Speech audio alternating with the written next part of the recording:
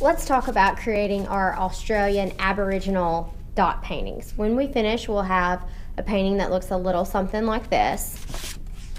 So to get started, you are going to select the Australian animal that you would like to do, and we've got a poster on the board that will show you all the different kinds that you can choose from. You want to take your animal tracer and you just want to lay it in the middle of your paper, hold it still with one hand, and then you're just going to begin tracing around the outside edge with your Sharpie. Now be careful, really try to hold your animal steady. If he slips, then you just need to try to line him back up with the lines you've already drawn so you can continue going all the way around your animal.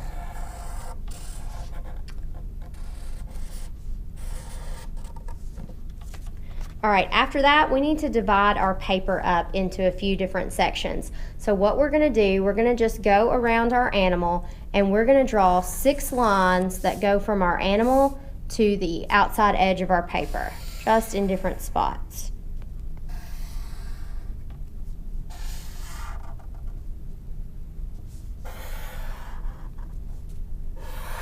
Just like that. You want to make sure they begin at your animal and they go all the way over to the outside edge. Now, inside each of those sections we just created, you're going to have several different worksheets that have different Aboriginal symbols on them. What I want you to do is pick out a symbol for each different section that you just created on your paper. If you want, you can kind of begin to come up with a little story for your animal.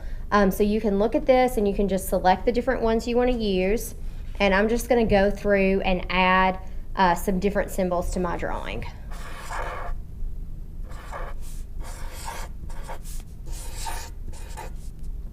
After you've added all of your Aboriginal symbols, excuse me, all of your symbols to each section, the next step is to work on our actual animal. Now, if you look at a lot of Aboriginal paintings, you'll notice that the insides of the animals have all different types of designs. It's almost as if you're looking at your animal with X-ray vision. So I want you to pretend like you have on X-ray goggles and you can see into the inside of your animal. And what we're gonna do, we're just gonna invent different body parts. We're gonna use different shapes and blobs just to make it look like our animals have some kind of inside parts. I'm gonna use some lines and add some little blobs to the edges to maybe look like bones. You can do that in some of their arms and legs. You can come up with different shapes. And you're just gonna continue to fill in your animal and give him all sorts of parts that you think you could see if you had X-ray vision.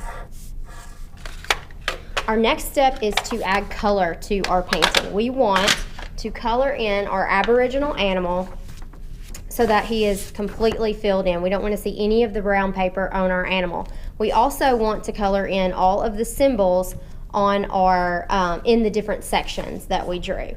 So we'll just take the construction paper crayons because they're nice and bright on dark paper, and we're just going to start filling in our Aboriginal animal and all of our symbols.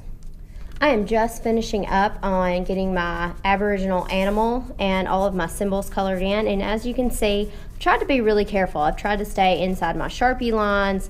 I'm trying to color really nice and solid. I'm not scribbling and leaving a lot of brown paper showing. So I've really tried to be careful and get my animal completely filled in.